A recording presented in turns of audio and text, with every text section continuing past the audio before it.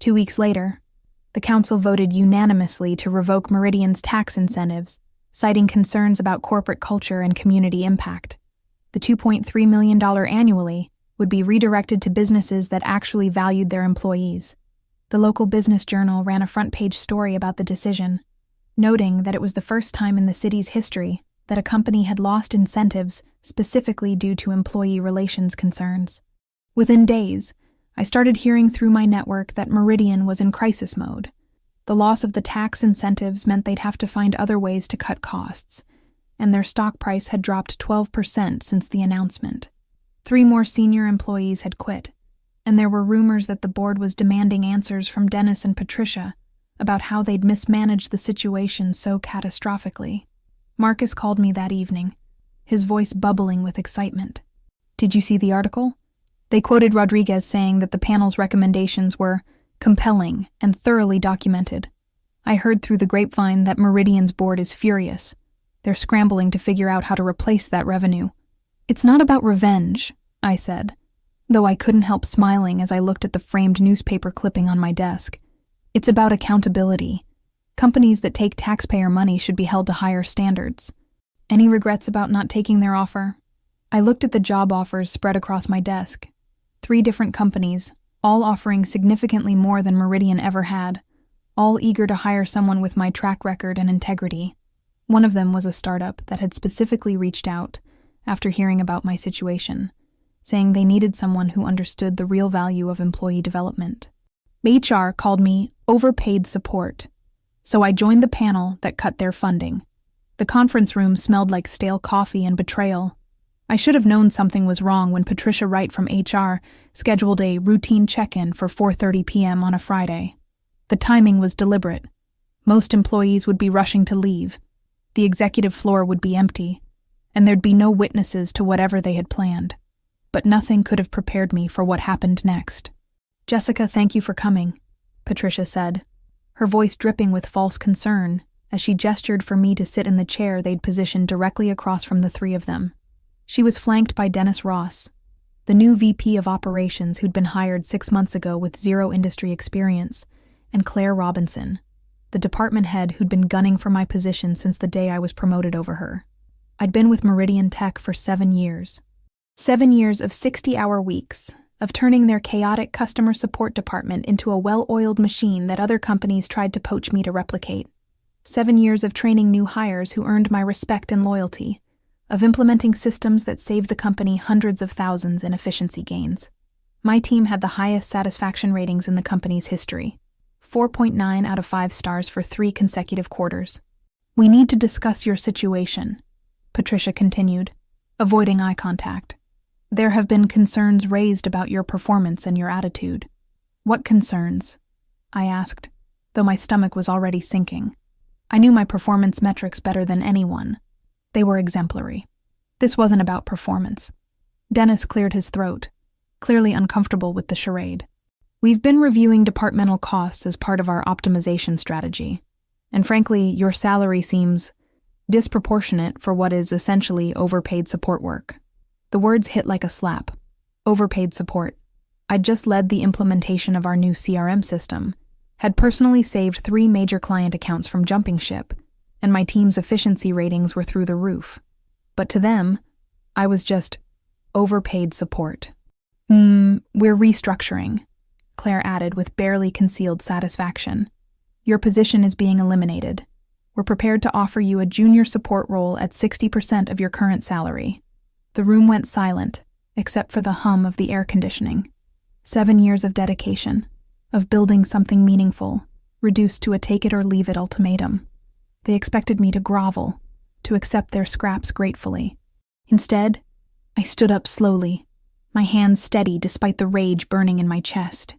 "I need to think about this." "Of course," Patricia said, her tone suggesting she thought I'd cave by Monday. "Take the weekend, but we'll need an answer first thing Monday morning." As I walked out, I heard Dennis mutter to Claire, "She'll take it. She has no choice." That was their first mistake. They had no idea who they were dealing with. Saturday morning, I sat in my kitchen with my laptop and a strong cup of coffee, staring at my LinkedIn profile. 7 years of connections, of professional relationships built on mutual respect and shared victories. Time to see what those relationships were really worth. I'd spent Friday night going through my contacts, my references, my portfolio of achievements. The more I thought about it, the angrier I became. Not just angry, determined. They'd made a calculation that I was disposable, that I'd accept their insulting offer, because I had no other options. They were about to learn how wrong they were. My phone buzzed. A text from Marcus Chen, my former colleague who'd left Meridian 2 years ago to join the city's Economic Development Council. We'd kept in touch, grabbing coffee every few months. Saw your LinkedIn activity. Coffee today? I have news that might interest you. 2 hours later, we were sitting in our usual corner booth at Cafe Luna downtown. Marcus looked different, more confident, wearing the kind of sharp suit that meant he'd moved up in the world. I heard through the grapevine that Meridian's having some personnel issues, he said, stirring his espresso. Funny thing about small industries. Word travels fast. I raised an eyebrow. How fast? Fast enough that I know Patricia Wright called you overpaid support in a room full of witnesses, Marcus said, his expression darkening. That's not just insulting, Jessica. That's stupid. He leaned forward. You know I'm on the city's Economic Development Council now. We oversee the tax incentive programs that keep companies like Meridian competitive. Their current package is up for review in 6 weeks. My pulse quickened. Review. Complete evaluation of their economic impact, job creation, and community investment. Companies that don't meet our standards, well, let's just say taxpayer money should go to businesses that value their employees. Marcus pulled out his phone and showed me a document. We're forming a citizen advisory panel, business professionals who can provide industry insight during the review process. I can recommend you for the panel, but only if you're interested in serving the community's best interests. The irony was beautiful. Meridian's tax incentives were worth over $2.3 million annually, far more than my salary had ever cost them. And now they'd handed me a front row seat to their financial review. I'm very interested in serving the community, I said, unable to suppress a smile. Good. The panel meets Thursday. I'll send you the details. Marcus grinned. Sometimes the best revenge is just letting people face the consequences of their own actions. As I drove home, I thought about Patricia's condescending tone, Dennis's dismissive smirk, Claire's barely hidden glee. They'd made this personal when they attacked my professional worth. Now it was time to show them what overpaid support really looked like. Thursday evening, I sat in the municipal building's conference room, reviewing the thick folder of documents in front of me. The Meridian Tech Economic Impact Assessment made for fascinating reading, especially the section on employee retention and company culture. The numbers told a story that their glossy marketing materials certainly didn't. The panel consisted of 6 business professionals, all with impressive credentials and real-world experience in evaluating corporate partnerships. There was Margaret Thomas, who owned a successful consulting firm specializing in organizational development, Samuel Murphy, a former banking executive who'd spent 15 years in corporate finance, and Lillian Lopez, who'd built a thriving marketing agency from scratch and understood the value of employee retention. We were here to evaluate whether Meridian deserved to keep their substantial tax incentives, money that came directly from taxpayers who expected it to support responsible corporate citizens. Before we begin the formal assessment, said Council Member Rodriguez, who was chairing the meeting, I want to emphasize that this review is about economic impact and community value. We're not here to settle personal grudges, but to ensure that taxpayer dollars are supporting companies that truly benefit our community.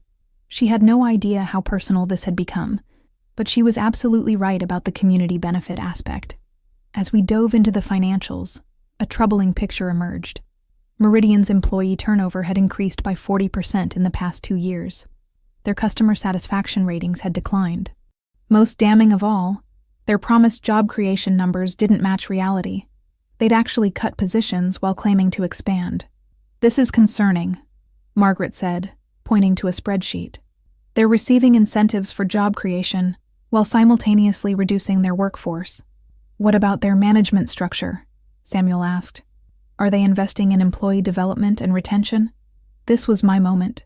I pulled out my own folder, documentation I'd been meticulously keeping for months, knowing that Patricia's treatment of employees was getting worse. I have some insight into their management practices, I said carefully. There's evidence of a toxic work environment, particularly in their treatment of experienced employees. I shared the email trails, the documented instances of discrimination, the pattern of forcing out senior staff to replace them with cheaper alternatives. All of it perfectly legal, all of it completely unethical. Lillian looked disgusted. This is exactly the kind of corporate behavior we shouldn't be subsidizing with taxpayer money. The room fell silent as the panel absorbed the implications. Companies receiving tax incentives were supposed to be good community partners, not places that chewed up employees and spat them out. I recommend we schedule a formal presentation from Meridian's leadership, Rodriguez said finally. They need to address these concerns directly. As the meeting ended, I felt a mixture of satisfaction and anticipation. Meridian would now have to justify their practices to a panel of business professionals who understood the real cost of their toxic culture. My phone buzzed with a text from Marcus. How did it go?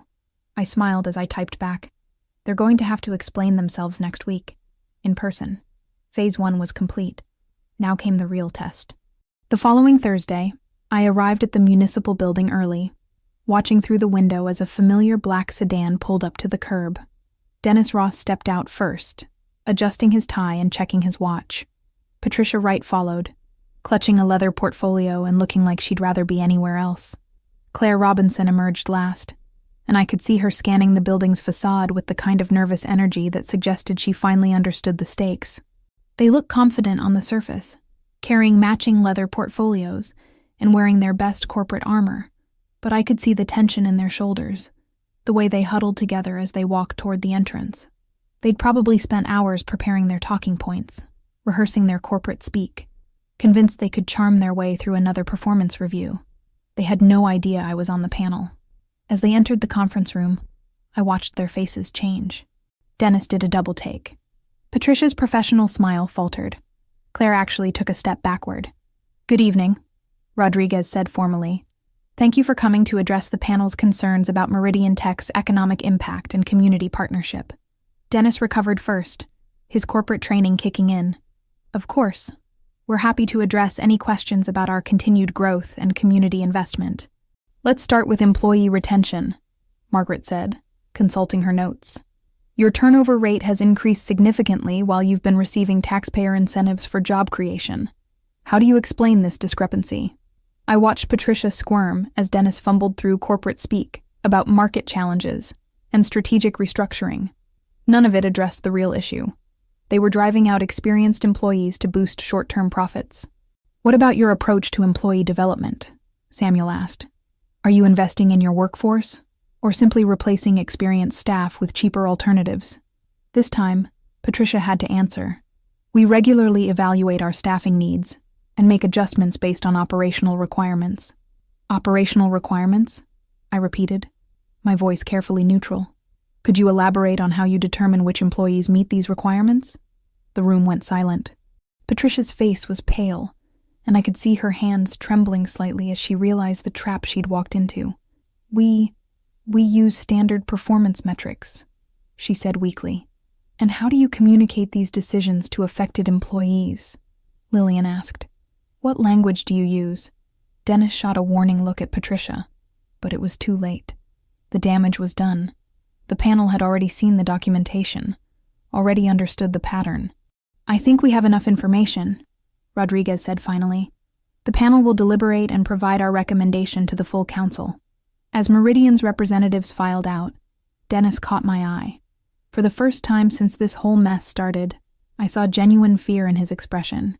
He finally understood what they'd unleashed when they dismissed me as overpaid support. 2 weeks later, the council voted unanimously to revoke Meridian's tax incentives, citing concerns about corporate culture and community impact. The $2.3 million annually would be redirected to businesses that actually valued their employees. Marcus called me that evening. I heard the news. "Congratulations." "It's not about revenge," I said, though I couldn't help smiling. "It's about accountability." "Any regrets about not taking their offer?" I looked at the job offers spread across my desk. 3 different companies, all offering significantly more than Meridian ever had, all eager to hire someone with my track record and integrity. "None whatsoever," I said, feeling a weight lift from my shoulders that I didn't even realize I'd been carrying. Turns out being overpaid support is exactly the kind of experience people are looking for these days. The irony wasn't lost on me. In trying to devalue my contributions, they'd actually highlighted exactly what made me valuable: my ability to build systems, develop people, and create lasting positive change. Every company that had reached out mentioned my track record of employee development and retention, qualities that were apparently in high demand. 6 months later, I was settling into my new role as Director of Customer Experience at Innovate Tech Solutions, making 40% more than I ever had at Meridian, with a team that actually appreciated my expertise. The company had hired me specifically to replicate what I'd built at Meridian, but in an environment that valued excellence instead of punishing it. Sometimes the best way to handle people who don't value you is to let them discover your worth the hard way. Patricia Wright learned that lesson when she had to explain to her board why their cost-cutting measures had cost them $2.3 million in taxpayer incentives. Dennis Ross learned it when he realized that dismissing experienced employees as overpaid support had actually cost the company one of its most valuable assets. As for me, I learned that standing up for yourself isn't just about personal dignity. It's about making sure the system works for everyone, not just the people who think they can buy loyalty with fear and intimidation. The city's Economic Development Council still sends me consulting opportunities, asking me to evaluate other companies applying for tax incentives. Apparently, they value people who understand the real cost of toxic corporate culture and can spot red flags before taxpayer money gets wasted on companies that don't deserve community support. Some support is worth every penny, and some companies learn that lesson too late.